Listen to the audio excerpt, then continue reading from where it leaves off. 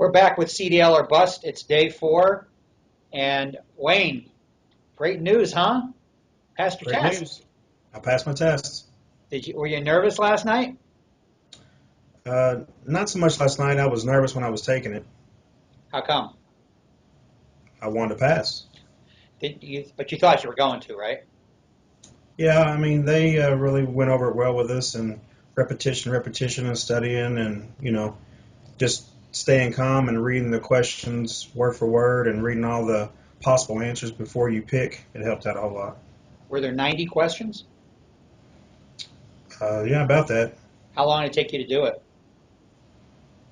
About 40 minutes. And my understanding is if you've already hit 80%, it stops you because you know you're going to pass. Did it stop you early? It stopped me early on every one. So you had to feel pretty good that, oops, it stopped me. I'm not even done yet. Mm-hmm. Did you do a victory dance? I did. I'm still doing it.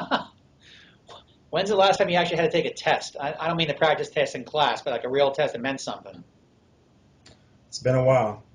Because you are 48 years old. Right. Tell us a little bit about how you got to. I know you and I have talked about it in person, but our viewers haven't met you this way yet. Tell the viewers kind of how you've gotten from high school to where you are now. Uh, Out of high school, I went into the military, and then after the military, I had a few odd jobs, and then got hired on at Johnson Controls in 1994, and then I've been there ever since until we shut down back in July. And So Johnson Controls, for our viewers, does what? Did what? they have a whole lot of things that they do, but the one I worked at, we were a supplier of seats to Ford. Does that mean you bought only Fords? Uh, Pretty much. My Okay. dad retired from Ford, and I work there, so I'm Ford to the bone. Um, on your quick form we sent you last week or even 2 weeks ago, but probably last week, you said dependable, likes to cut up. I get the dependable part. What's the likes to cut up part? Tell us what you do to cut up. Are you a big jokester? Mostly, not with people when I first meet them, but as I get to know you or we become better friends, I kind of open up more and, stuff like that. Not hurtful things, just cut up things. So when we talk to Joey after you're done, is he going to say you're the class clown? No, I'm not the class clown. I'm pretty serious about this. Now you know we have a class camera behind you, Wayne. Not here right now, but in the classroom. So Right.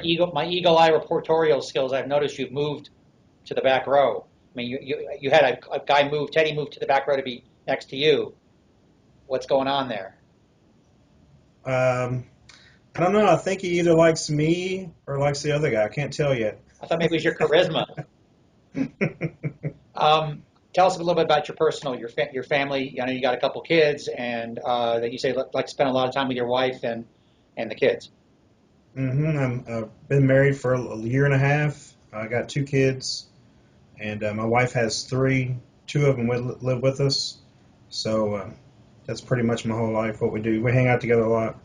Kind of like the Brady Bunch. Kind of like the Brady Bunch, but one kid shy on each side, All right. or at least on my side. Another thing that happened since we talked to your class last, you guys went over the Smith system about safety yesterday afternoon. Hmm. How complicated, or was it all kind of, yeah, I understand this. This is kind of matter of fact. It makes sense. It's obvious. It makes sense. It's a lot of common sense stuff. Um, any advantage at all that you spend so much time of your life learning how to build vehicles, and now you're going to drive one for a living? You think it matters at all that you know how vehicles work so well? I don't think it matters at all. This is very different. Okay. Um, Kevin Burch, who is the first vice chairman of the American Trucking Associations and will be chairman come October, came and spoke to the class this morning. And we had an audio on there, but it was kind of breaking in and out, so we couldn't really get that much of it. What kind of message did he give you guys about working in trucking, and what did you think of his presentation? I thought that he had a lot of good information that we need to know when you're first getting into this business. You need to ask a lot of questions to make sure you find the job that fits. It's a good fit for you and your family. You don't have to rush into the first job you get. Ask a lot of questions, and talk it over with your family before you commit to a certain job. I thought he did a real good job. Did that surprise you at all, Wayne, that he wasn't saying, "Oh, everything's wonderful"? He said, maybe it's not going to be a perfect fit right away. I mean, maybe a little bit. He was just telling you how it is, the truth. So I like that. Good to hear. Tomorrow, you guys actually may go out and look at engines and of the trucks you're going to be driving next week. Kind of itching to get out of the classroom and actually out onto the lot a little bit.